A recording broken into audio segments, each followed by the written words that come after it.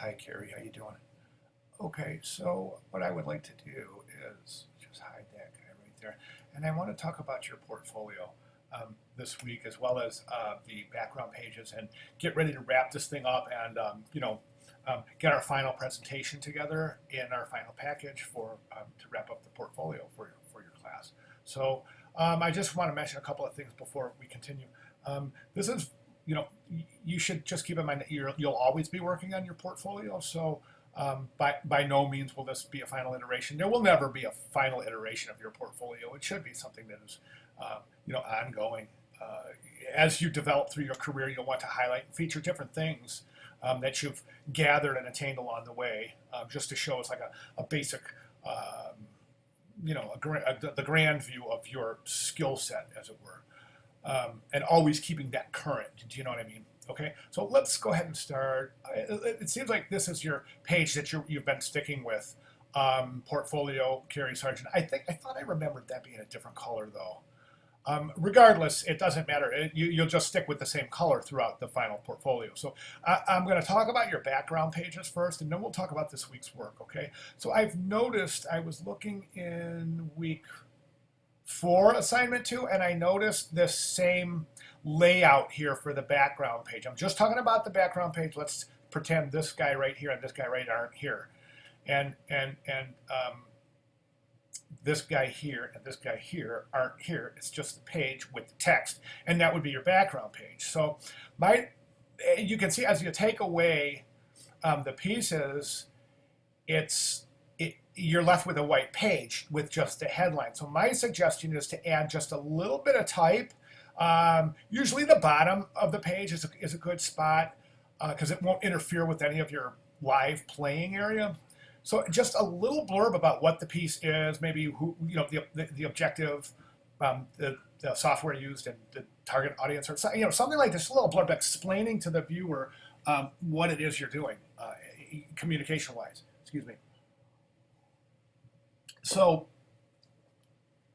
okay, and I suggest keeping your type in the same spot on every page. So in other words, this would be like you have here, exactly like you have here, but then your little blurb, your little written rationale would be placed down here. Now it looks like in your background pages itself, it looks like you've started to use a two column grid to show your work, and here it is again. Okay, but here it's a little bit wider. As you can see, your margins are a little bit different here than up here. So you might want to consider that relationship. Actually, no, are they the same? They might be. I don't know. It's hard to say. But they should be. Your basic playing area itself should have the exact same size on every single page, and then you'll have your grid built within that. Lines, vertical, horizontal lines, where you place things to make sure they're in alignment with each other. So, and that'll help create a good tempo and a good rhythm for the page. That shows that you are able to create a nice rhythm as a designer. Okay. So that's my suggestion for the background page. And then for the work, this week's work itself, I just kind of want to zoom in here. Let's see what we got going on. Okay, so we have the web and digital media piece. And I have these listed. If you go back into week 1, assignment 3, and you take a look at some of the project requirements for web/digital media, you'll see here are you have to have one multi-window website. That's multi-window, that's 3 pages deep. Okay, so instead of showing this Burpee and this Feed USA, these are 2 different home pages. Why don't you concentrate on the Burpee and just create 2 more sub pages? Okay, so this would be the home page, and maybe you could have a plants page and a about us page or something like that. Do you see what I'm saying? So that you would meet the requirements for the class. Okay. Now, when it's time to work your portfolio to the way that you want to express yourself as a professional designer, if you elect to put this back in, that's up to you. But right now, I'd like to concentrate on this piece right here. Okay. And then, like I said, I mean, you can use the same banner all you have to do is just create the different, a plant section here and an about section, and then you're done. Okay, and that would take care of your web. Um, that would take care of your web requirement for the web/digital media category, but we still need the digital media category. So what you can do is any one of the following. Um, you can do a 10 to 15 second animation, a multimedia presentation, um, an e-newsletter, or social media, or any other sort of a new technology. So what I would suggest here is and you only need one piece from this other digital media piece. I keep looking over here because I have my requirements over here. Um, so what I would do is I would do this. I would take this page here and I would create a web banner, meaning you'll have to reformat, of course, the size. And you can see, if you just do a little bit of research, you can see what standard web banner sizes are. And you would just have to reformat this piece. Of course, you'd have to get rid of the buttons and just reformat it as an informational piece. Another thing that you could do is, as a digital media piece, is you could turn this Feed USA into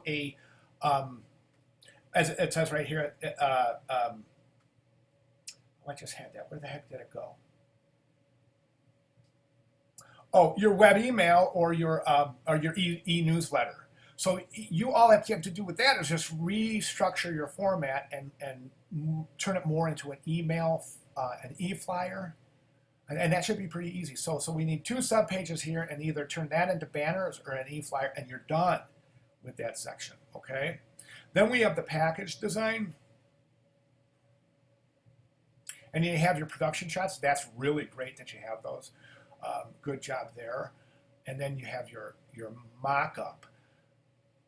And that's another good job there. So this piece, I would just consider how you're going to present it. Like, I would definitely put this into Photoshop and cut this background out. It looks like it was photographed on a towel or something.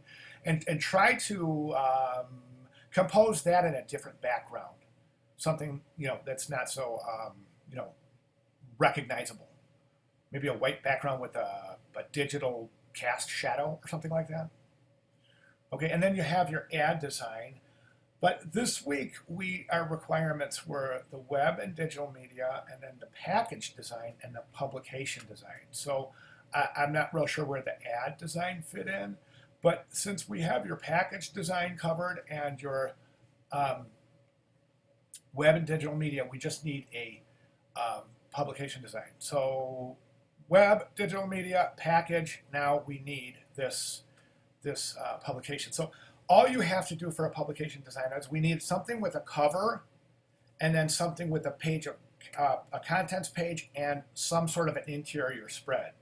So if you have anything, if you could create something to cover that, those requirements, then you will have covered the requirements for the assignment. And then we can just move straight forward to the final with a pretty good batting average. Okay, so I'd like to see those changes come this next week here, and then we're ready to begin to wrap this up. Okay, if you have any questions at all, Carrie, feel free to contact me. As a matter of fact, here you go. Here you go. Here.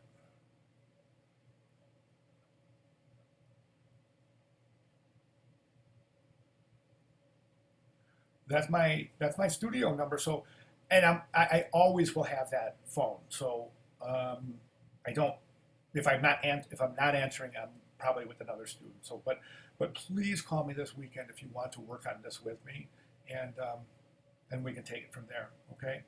I want to mention one more thing before my 10 minutes are up. I just want to mention that you should be receiving a link, and I'll be sending out a link for this course and the student satisfaction link, as it were, the survey and student satisfaction survey. So if you would fill that out, that would be really good. It's really helpful to let administration know. They read those things and they take them very seriously. So it's a way for them to know that you as a student know that your instructor, was there for you and helped you and commented and and so on and so forth. So if you felt that I played an active part in the role, by all means, let them know that in that survey. But please fill it out. It's really super important. It lets them know that we're doing our job. Okay. Thanks so much. I'll talk to you this week.